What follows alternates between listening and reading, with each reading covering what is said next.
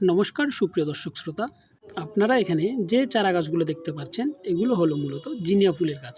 এগুলো আমি বীজ থেকে চারা উৎপাদন করেছি। এখন চিন্তা করলাম চারা যেহেতু লাগানোর উপযুক্ত টাইম হয়ে গেছে, তাই আজকে এগুলোকে বড় পটে স্থানান্তর করে দিব। চলেন দেখা যাক। এবার এগুলো লাগানোর জন্য আমি মূলত নিয়ে নিলাম কিছু বাগানের মাটি এবং কিছু জৈব সার। এগুলো হলো মূলত শিমের বিচির খোসা। এগুলো আমি অনেক দিন যাবৎ রেখে দিয়েছিলাম উপযুক্ত সার হওয়ার জন্য। এবার যে পটে আমি এগুলোকে লাগাবো সেখানে আমি কিছু ইটের ভাঙা অংশ দিয়ে দিলাম, যাতে ভালো ড্রেনেজ সিস্টেম তৈরি করা যায়। কেননা এই গাছগুলো মোটেও জলাবদ্ধতা সহ্য করতে পারে না, তাই সামনে যেহেতু বর্ষার মৌসুম, তাই ভালোভাবে ড্রেনেজ সিস্টেমটা ক্লিয়ার রাখতে হবে।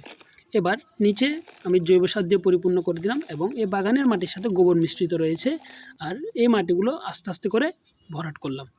এবার গাছটি এমনভাবে তুলে নিলাম যাতে গাছের শিকড়ের কোনো ক্ষতি না হয়। গাছটিকে সুন্দরভাবে বসিয়ে দেওয়ার পর এবার চারিদিকে মাটি দিয়ে ভালোভাবে ভরাট করে দিব।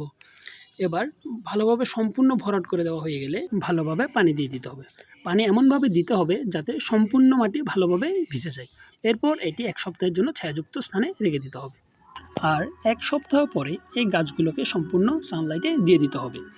এই গাছগুলোর পরিচর্যা সম্পর্কিত একটি ভিডিও আমি পরবর্তীতে আপলোড করব। এই ভিডিওটি আপনাদের ভালো লাগলে অবশ্যই চ্যানেলটি সাবস্ক্রাইব করে পাশে থাকবেন।